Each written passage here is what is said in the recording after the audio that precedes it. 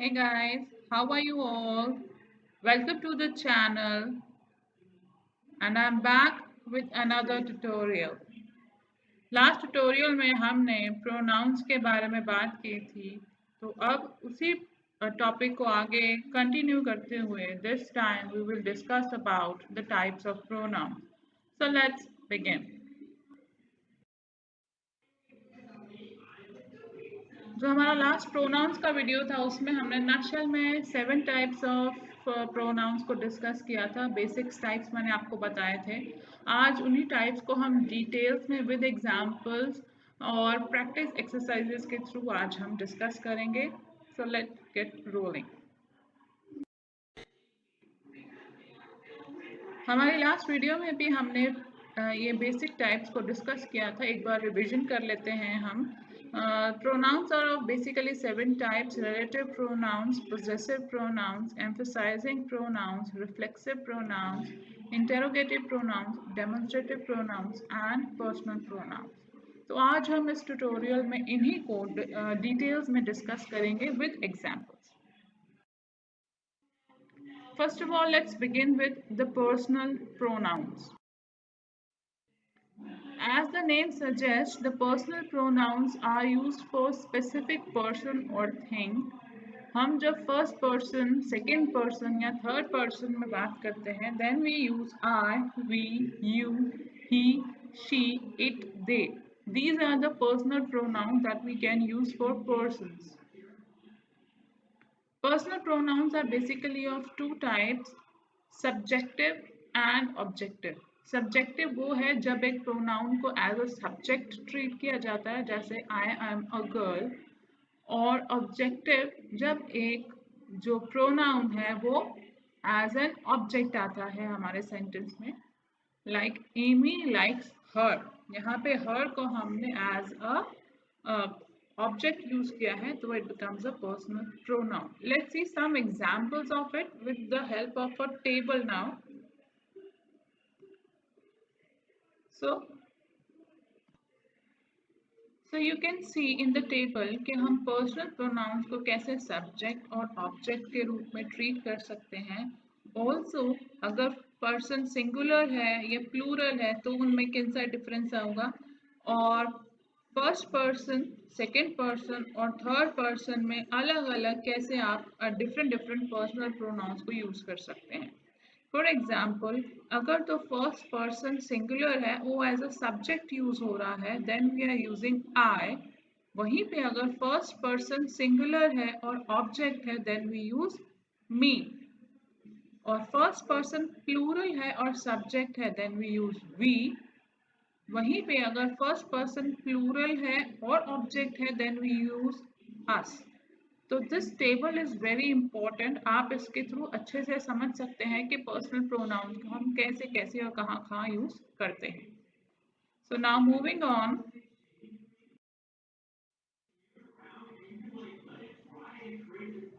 There are some examples now, और rather I would say a practice exercise जो आप बहुत ही आसानी से कर पाएंगे, आई एम श्योर. मीरा, माँ, dash am ready for school. Mother, have dash taken the tiffin box. Meera, yes ma, dash is inside my school bag. Mother, are your friends ready? Meera, yes, dash are waiting outside. Mother, ask dash to come inside. Dash will bring a bowl of fruits. Give the orange to Amit. Dash likes dash very much. सो अभी तक जितने भी हमने personal pronouns discuss किए हैं, उनके through आप इन blanks को फिल करके आंसर्स यूज कर सकते हैं.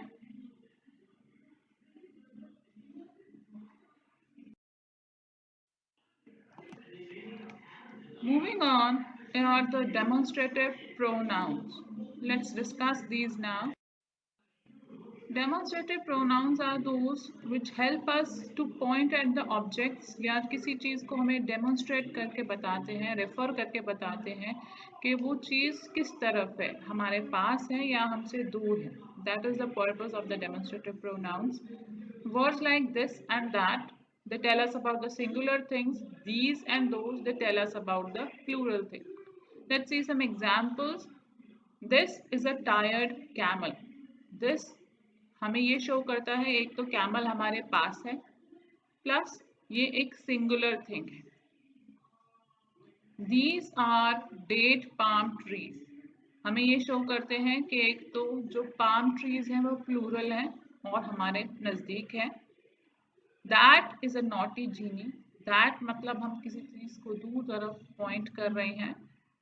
Those are sand dunes. Again plural और हमसे दूर है कोई चीज, तब उसके लिए हम those लगाते हैं. So basically these are the demonstrative pronouns. This, these, that and those. Next are the interrogative pronouns. नाम से ही आपको समझ में आ गया होगा कि किस तरह के pronouns होते हैं. So let's continue. Interrogative pronouns are used to ask questions. All these WH words जो हम बहुत बार डिस्कस कर चुके हैं already, they are the interrogative pronouns. Let's see examples. Who has spilled the coffee? Whom did you invite? Which are your shoes? What are you?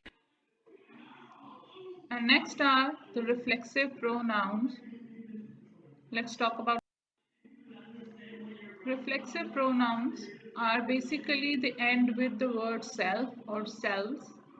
9 reflexive pronouns are there basically. Myself, yourself, himself, herself, oneself, itself, ourselves, yourselves, and themselves. These are some of the reflexive pronouns. They are used when an subject and object are the same or when the subject works on the self. कभी कभी क्या होता है कि subject अपने ही ऊपर कोई काम कर रहा होता है. That is why we use reflexive pronouns. Reflex मतलब अपने आप के ऊपर कुछ काम करना. ये आपको अच्छे से समझ में आ जाएगा with examples. So let's C.